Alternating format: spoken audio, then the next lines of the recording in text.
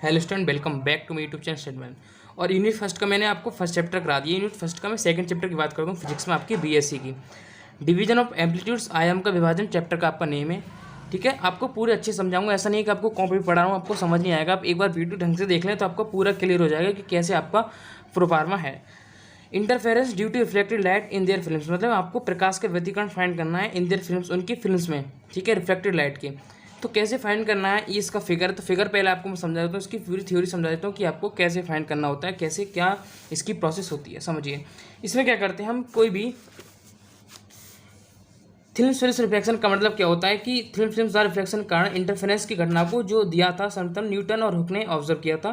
ठीक है, किसने? न्यूटन और हुक ने ऑब्जर्व किया था आपकी रिफ्लेक्शन की पोजीशन, न्यूटन एंड हुक ने। ठीक है, इन दोनों ने जब ऑब्जर्व किया था तो उन्होंने देखा कि कोई भी अगर लाइट रे होती है वो किसी थिन फिल्म जैसे वाटर सरफेस या ग्लास प्लेट पर आपतित होती है, तो आपतित होने के बाद वो फिल्म इंसिडेंट किसी भी चीज़, मान ली अब कैसे होती है, मान लो कि कोई भी अगर मैं परत ले लूँ किसी भी चीज़ की। ठीक है, ये जो परत है इसकी मैं मोटाई को टी मान ले रहा हूँ। ठीक है, ये मैंने मान ली कि टी मोटाई की कोई भी परत है। ओके, तो यहाँ से टी मोटाई की परत से एक लाइट रे पी, ठीक है, आपकी आपतित होती है। ठीक है, आपकी इंसिडेंट होती है, मतलब आती है। और ये किरण जब, देखिए यहाँ से आपका क्या है, एयर है, ये ऐसा आपकी ठोस में आ रही है, कोई भी प्रकाश के अंदर टी है, ये मान लीजिए कोई भी लेयर है, तो लेयर के अंदर का ये वाला हिस्सा है, एरिया है। तो यहाँ से मैंने क्या किया कि हल्की सी क्या होगी, आपकी झुक जाएगी अवलंब की ओर। फिर अब देखिए अंदर अवलंब की ओर झुक गई, जब सघन माध्यम ही आपका सघन माध्यम है, सघन माध्यम से विरल माध्यम में जब बच जाएगी तो हल्की सी क्या होगी, वहाँ से मुड़ जाएगी। ओके, अब एक चीज़ समझिए, आपने इतना कर लिया। अब यहाँ से मैंने आपको बताया था जब किरण कोई भी थिन फिल्म्स द्वारा रिफ्लेक्शन होती है तो उसकी जब घटना रिफ्लेक्शन की होती है तो कुछ प्रकाश की जो किरण होती है उसका कुछ पार्ट ट्रांसमिट हो जाता है और कुछ पार्ट क्या होता है, रिफ्लेक्ट हो जाता है। तो ट्रांसमिट का मतलब नीचे आके ट्रांसमिट हो गया, रिफ्लेक्ट मतलब ये इसका ये प्रकाश किरण है वो रिफ्लेक्ट हो गया। ठीक है, ध्यान से समझिए, बहुत अच्छा टॉपिक, बहुत इंपॉर्टेंट टॉपिक है। तो ये हमारा क्या हो गया, रिफ्लेक्ट हो गया। और रिफ्लेक्ट होके आपका देखिए यहाँ से ये रिफ्लेक्शन हो गया, इस परावर्तित हो गया, और ये जो किरण आई इसका ये परावर्तन हो गया। ठीक है, जब ये किरण, ये ठोस है आपका, इसको मान लें म्यू अपवर्तनांक का है, इससे होगा तब ये बाहर जाएगा तो ये भी क्या होगा, मुड़ जाएगा बाहर की ओर। ठीक है, यहाँ से जो भी किरण आई है ये भी ये मुड़ गई, यहाँ से जो रे आई वो इधर को मुड़ गई। ठीक है, अब मैं क्या करूँगा, एक कोई भी अवलंब मान ले रहा हूँ। ठीक है, पहले अवलंब ड्रॉ करना चाहिए बट मैं आपको अवलंब बाद में ड्रॉ कर रहा हूँ कि आपको किरण वाइज समझ में आ जाए। तो मैंने ये अवलंब क्या कर दिया, डेड डैश में ड्रॉ कर लिया। तो अवलंब से मैंने कोई भी इसको क्या कर दिया, ऐड कर दिया, कोई दिक्कत नहीं, यहाँ तक आपको समझ आ गया। इसको मैंने नामकरण कर दिया, पी आ गया, मैं इसको क्यू मान लिया और इसको मान लिया आर, तो ये पी क्यू आर हो गया। इसको मैंने एस माना, ठीक है, इसको मैंने टी माना, इसको मैंने यू मान लिया। ओके, इसको मैंने बी माना, तो S T U B, clear है। उसके बाद म्यू अपवर्तनांक का आपका एयर है और इसको मैंने ओ दे दिया नाम, इसको क्यू दे दिया। अब हमें इसका क्या फाइंड करना होता है, interference due to reflected light. अब रिफ्लेक्टेड लाइट कौन कौन सी है, रिफ्लेक्टेड लाइट आपकी कौन सी होगी, क्यू वाली हो जाएगी, टी वाली हो जाएगी, और ये आपकी तो रिफ्लेक्टेड लाइट है। देखो ये तो आपकी ट्रांसमिटेड लाइट, ये वाली लाइन जो आ रही है वो ट्रांसमिटेड हो रही है। ठीक है, बट ये जो लाइनें जा रही हैं, ये वाली लाइन आपको समझाता हूँ। देखिए समझिए, ये जो लाइन्स है ना वो आपकी ट्रांसमिटेड रिफ्लेक्टेड लाइन्स हैं, इन पे हमें क्या एंगल फाइंड करना है, कैसे फाइंड करना है, अब समझिए ध्यान से। तो मैं क्या करता हूँ कि यहाँ से कोई भी अवलंब आर से टी पे डाल दे रहा हूँ। ठीक है, तो मैंने ये अवलंब डाला, इसको नाम दे दिया एन, और क्यू से मैंने कोई अवलंब इसमें डाल दिया, इसको नाम दे दिया मैंने एम। ओके, अब आपको थोड़ी सी थ्योरी समझनी है, आपको पूरा समझ आ गया कि कोई भी प्रकाश किरण कैसे कैसे ली गई, क्लियर है। अब समझिए थ्योरी के बारे में। ठीक है, तो किसी थिन फिल्म जैसे वाटर सरफेस या ग्लास प्लेट पर फैली ऑयल फिल्म इंसिडेंट होती है, तो इन फिल्म से इंसिडेंट लाइट रे का कुछ पार्ट रिफ्लेक्ट, कुछ पार्ट ट्रांसमिट, परागमन हो जाता है। तो मैंने आपको समझाया कि कुछ पार्ट क्या होता है, रिफ्लेक्ट हो जाता है, कुछ पार्ट ट्रांसमिट हो जाता है।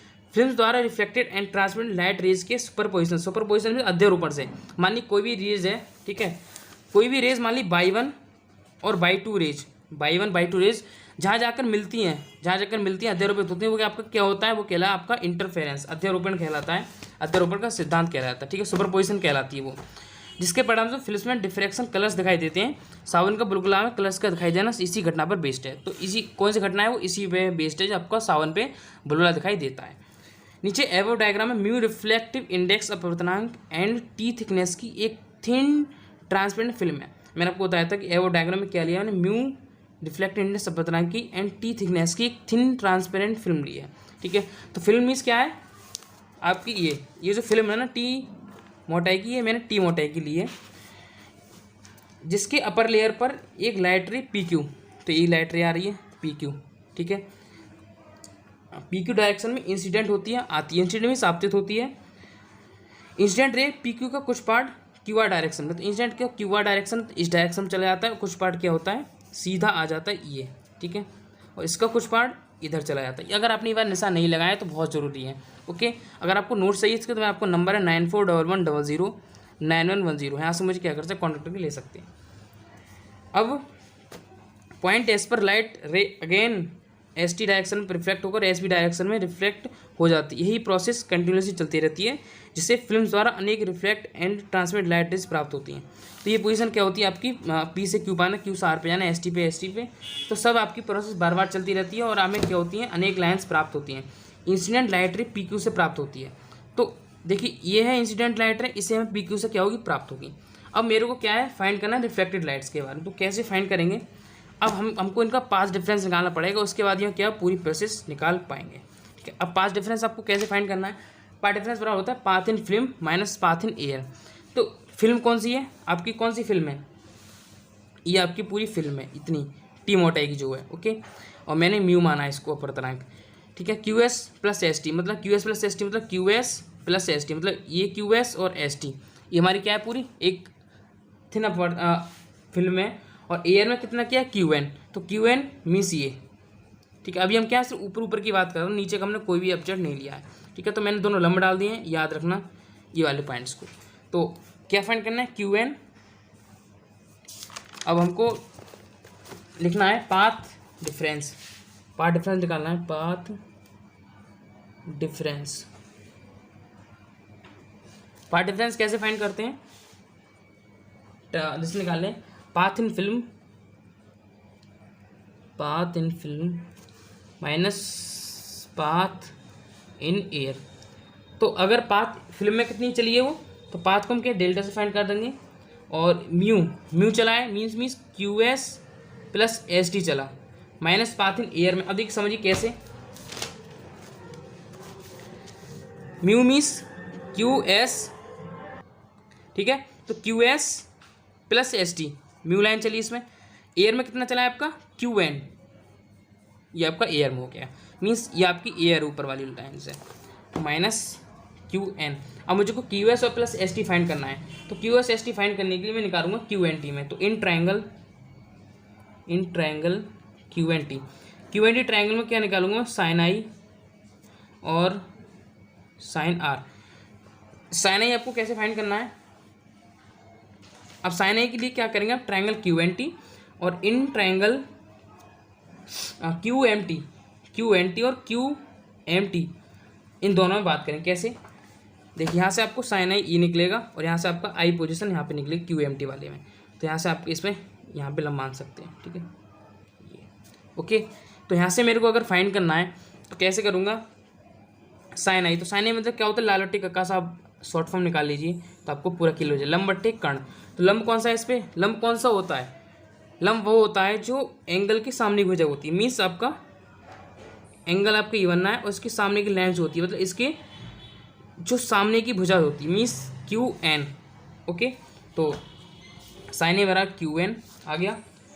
और आपको पता है कि लंब बट्टे कर्ण कौन सी भुजा होगी, जो उसके लाइन पे होती है, तो Q N upon Q T, तो ये आपका क्यू टी आ गया। अब ट्रायंगल क्यू एम टी में आ जाए, क्यू एम टी में से आपको जो लाइन एंगल के सामने की, मतलब जैसे एक ट्रायंगल आपको समझाओ, ये मैंने बना दी है, इसके सामने की भुजा लंब हो गई और जिस लाइन से आ रहा है वो आपका क्या हो गया कर्ण हो गया। ठीक है, तो कर्ण आपको कैसे फाइंड करना है, ये आपका हो जाएगा कर्ण कौन सा, ये आपका एंगल बनना है और ये आज आपको हो जाएगा M T upon Q T. ठीक है, M T upon Q T सामने का आपका आधार, तो एंगल ये आपका इस एंगल पर जा रहा है ये आपका एंगल है। तो एम टी मुझे को फाइंड करना है, तो सामने की भुजा M T upon Q T. तो यहाँ से साइन आई जो निकल कर आएगा वो निकल कर आ गया आपका Q N upon Q T. तो यहाँ से मैं क्यू एन बराबर निकालूंगा sine I Q T. Okay, ये आपकी इक्वेशन फर्स्ट, इसको मान ले रहा हूँ मैं, इसको second equation in triangle Q M T में। और यहाँ से हमको साइन आई एक इक्वेशन निकल कर आ गई और दूसरी यहाँ से क्या निकलेगी एम टी बराबर, ठीक है, इतनी रहने दीजिए। अब आपको क्या है स्नेल्स का यूज करना है according to Snell's law. Snell का नियम क्या कहता है? स्नेल का नियम कहता है म्यू बराबर साइन आई बट्टे साइन आर। ठीक है, कैसे? Mu equal to sine i का मान कितना है आपका Q N upon Q T upon M T upon Q T आ गया। तो आपको म्यू फाइंड करना है, क्यू टी से क्यू टी कैंसिल हो गया और Q N upon M T. Okay, यहाँ से आपको एम टी बराबर निकालेंगे तो एम टी बराबर आ जाएगा आपका तो यहाँ से क्यू एन बराबर म्यू इंटू एम टी। आपकी एक इक्वेशन निकल कर आ गई 4। ठीक है, अब इसको अप्लाई कर देंगे इक्वेशन फर्स्ट में। तो इक्वेशन फर्स्ट में कैसे अप्लाई करेंगे? आपका डेल्टा बराबर mu Q S plus S T, तो आपका चल ही रहा है, माइनस क्यू एन की जगह आपकी कितनी वैल्यू है mu into M T. Delta बराबर यहाँ से मैंने म्यू को ले लिया कॉमन, अंदर आपका बन गया Q S plus S T minus M T. अब Q S plus S T बराबर आप कितना ले सकते हैं? देखिए समझिए, आपको फिगर में समझाता हूँ। ये आपका क्यू एस है plus S T, Q S plus S T को कह सकते हैं मैं पूरे को ओ टी, वो मतलब यहाँ से लेके यहाँ तक Q S plus S T बराबर कितना हो जाएगा ओ टी, क्योंकि पूरी हम लंब की लाइन निकाल रहे हैं। तो कितना ले लूँगा मैं O T, Q S plus S T बराबर कितना आ गया आपका ओ टी। ठीक है, तो आपका निकल का आ गया, इधर समझिए डेल्टा इक्वल टू, देखिए कितनी बड़ी हो रही है लेकिन आपको फुल समझ आई। अगर आपने ढंग से देखना लिया तो आपको पूरा क्लियर हो जाएगा। तो Q S plus S T minus होती है, तो Q S plus S T बराबर कितने ले लिया मैंने ओ टी। तो डेल्टा बराबर आपका हो जाएगा म्यू तो बाहर है आपका O T minus M T. तो डेल्टा इक्वल टू, ठीक है, अब O T minus M T, तो O T minus M T में आपको टी तो कॉमन दिख रहा है और O T minus M T इधर देखिए आप, O T minus M T, पूरे में से आप एम टी घटा देंगे तो अब कितना बचेगा ओ एम बचेगा। मतलब पूरी ये ओ टी है, इसमें से मैंने एम टी घटा दिया तो कितना बचेगा ओ एम ही तो बचेगा। तो मैंने कितना निकाल लिया delta mu into O M निकल के आ गया। तो डेल्टा की वैल्यू कितनी आ गई म्यू इंटू ओ एम। यहाँ से आपका क्या है आधा सॉल्व हो गया यहाँ तक। तो म्यू बराबर कितना आ गया म्यू इंटू ओ एम।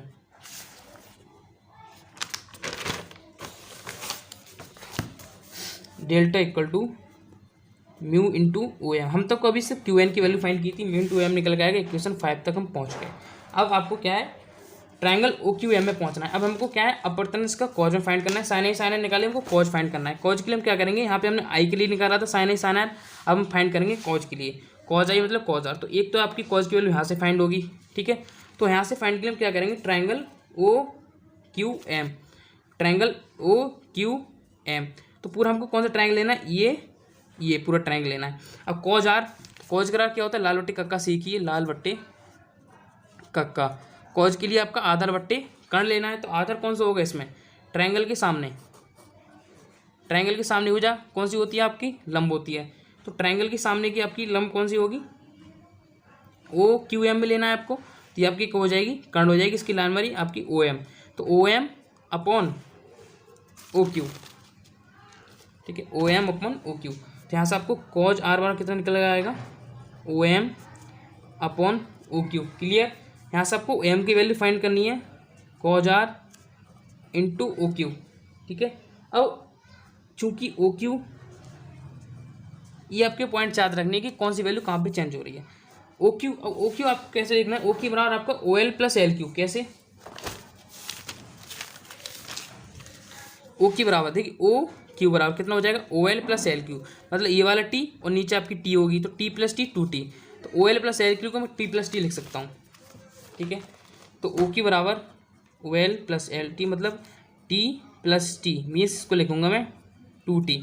तो ओ की बराबर आपका कितना आएगा 2t, तो यहाँ से ओ एम बराबर कितना निकलेगा 2t into cos R. Clear. तो डेल्टा बराबर ओ एम की वैल्यू लगा दी थी, हमको क्या करना होता है ये सब चीज़ें कब अप्लाई करनी होती हैं, ओ एम जहाँ पर हमने ओ एम के लिए किया था वहाँ हमने क्यू एन के लिए किया था। तो डेल्टा बराबर म्यू 2t कॉज आर, तो टोटल निकल के आएगा डेल्टा बराबर 2 म्यू टी कॉज आर।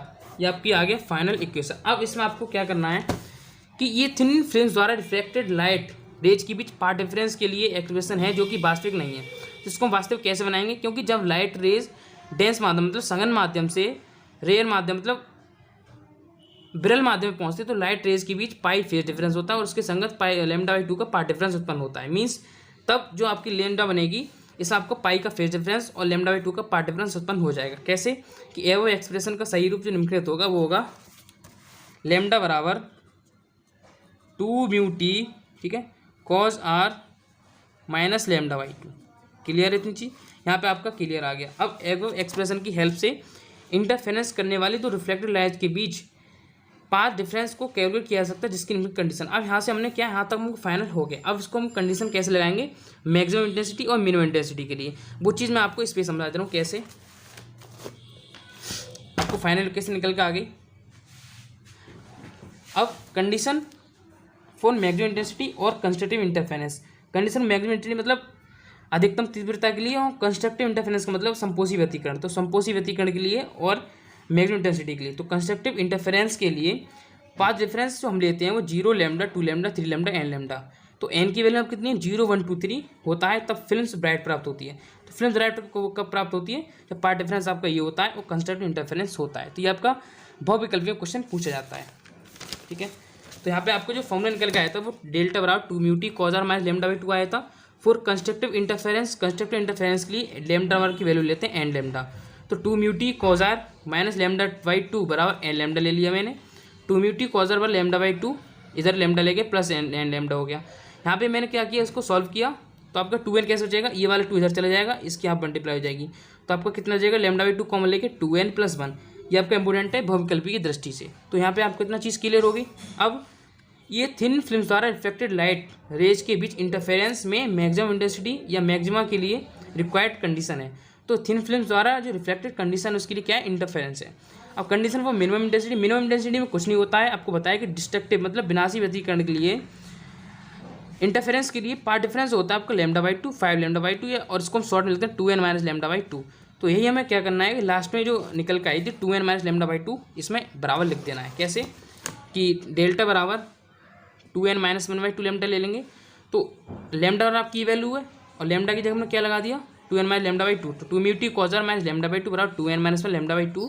यहाँ से लैम्डा बाई लैम्डा 2 कैंसिल हो गया, ओनली एन लैम्डा इधर बचा। तो 2 म्यू टी कॉज आर बराबर एन लैम्डा। ये भी आपका क्या इंपॉर्टेंट है किसके लिए बहुविकल्पी प्रश्न के लिए। तो इतना आपको क्लियर हो गया। ये थिन फिल्म से रिफ्लेक्टेड लाइट रेज के बीच इंटरफेरेंस में मिनिमम इंटेंसिटी या मैक्सिमा के लिए रिक्वायर्ड कंडीशन है, ठीक है। थिन फिल्म द्वारा ट्रांसमिटेड लाइट रेज के इंटरफेरेंस के बीच इंटरफेरेंस में एवं कंडीशन रिजर्व हो जाएंगे अर्थात फॉर मैक्सिमम। तो 2 म्यू टी कॉज आर और 2 mu T N plus lambda by 2 यहाँ आपका हो गया कंप्लीट। अगर आपको पूरा समझ में आया हो अच्छे तो चैनल को प्लीज़ सब्सक्राइब कर दें, वीडियो को शेयर कर दें और आपको सिर्फ वैल्यूज OM पर और QN की वैल्यू पर ध्यान देना होता है।